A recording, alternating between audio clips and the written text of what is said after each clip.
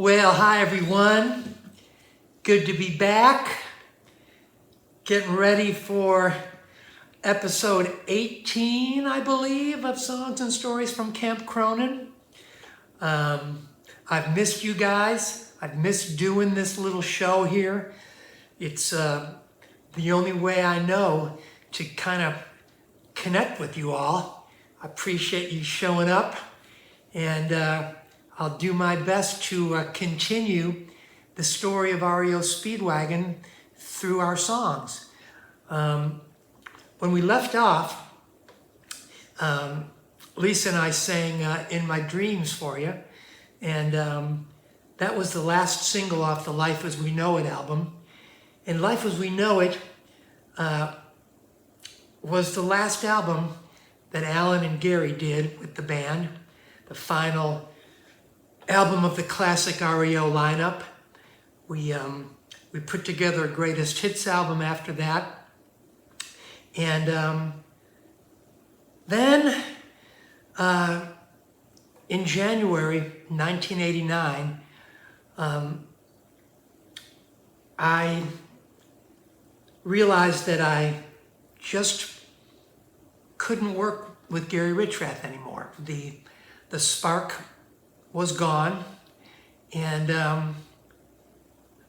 I needed that spark out of Gary, and just wasn't there anymore. I tell the story in detail in my book, which I'm almost done with, believe it or not. But that's a significant part of the story and far too much to tell right now.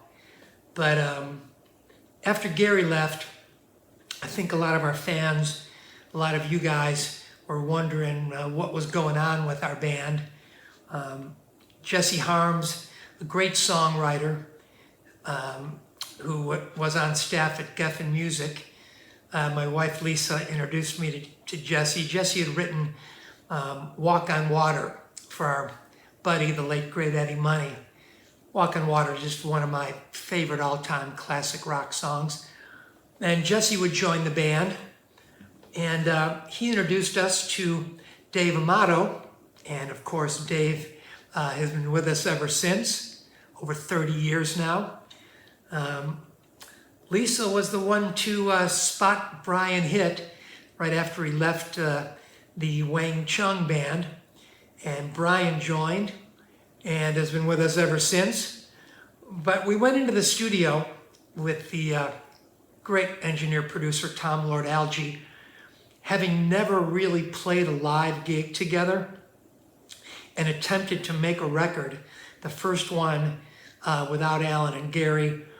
And like I say, I think a lot of you guys just didn't know what was going on. We weren't exactly sure ourselves, to be honest with you.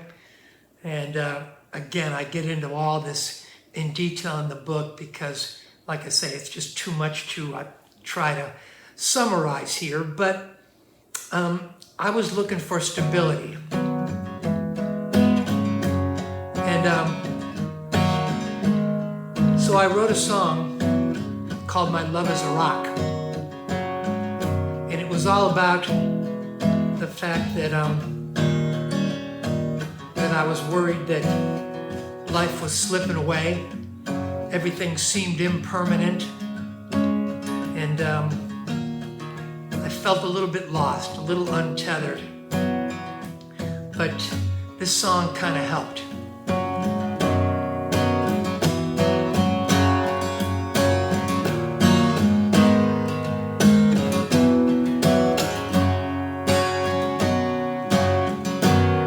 My love is a rock, an immovable force.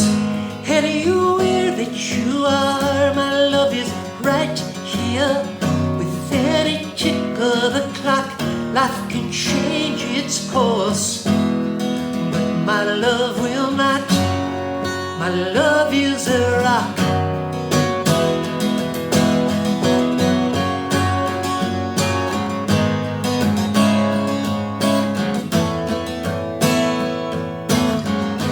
Headed out into uncharted waters. What you feel is your own guide, and each step that you take brings you closer.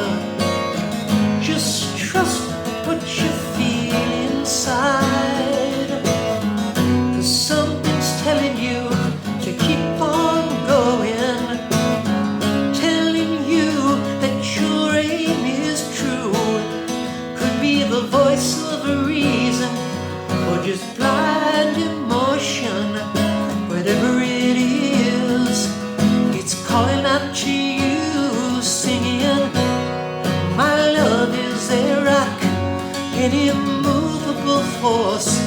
Anywhere that you are, my love is right here. With any tick of the clock, life can change its course. Some things are here and then gone before you know. Some things disappear without a chance to grow. But my love will not. My love is a rock. My love is a rock. My love is a rock. My love is a rock. Whoa. My love is a rock. Yes, it is. My love is a rock. An immovable force. Anywhere that you are, my love is right here. With any tick of the clock, life can change its course. Some things are here and then gone before you know it. Some things disappear without a chance to grow. But my love will not. My love is a rock. My love is a rock.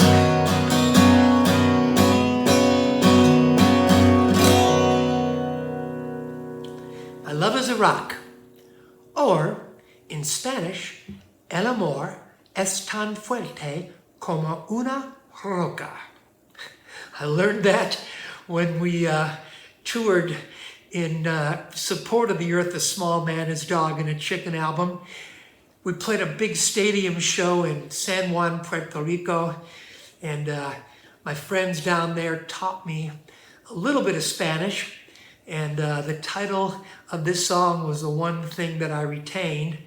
That was an awesome show, man. Lou Gramm and his solo band opened up for us. He had the song Midnight Blue from that first Lou Gramm solo album, one of the great classic rock songs of all time, one of my favorites. Lou and I both have twins, same age. I remember when all four of them were born. They're all about to turn 21 right about now. And this was a tough period for REO Speedwagon, I will say. I did not anticipate what life would be like without Gary Richrath. He and I we're partners, man. We went through a lot together, and I just felt like by 1989, the sparks just weren't flying between us the way they used to, and I needed him for that. I needed him to challenge me, to be a foil for me. That's what we provided for each other.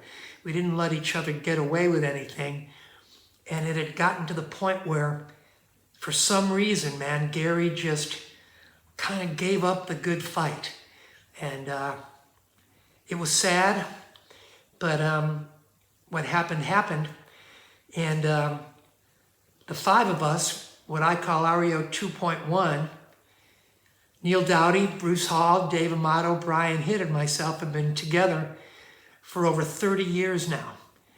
And I just listened back to the Earth, a Small Man, His Dog, and a Chicken album, and there were some good tunes on that record, man.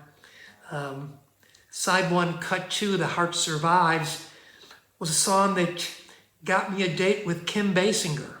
Can you believe that? Kim and I saw each other for a short period of time. I recount that story in the book as well.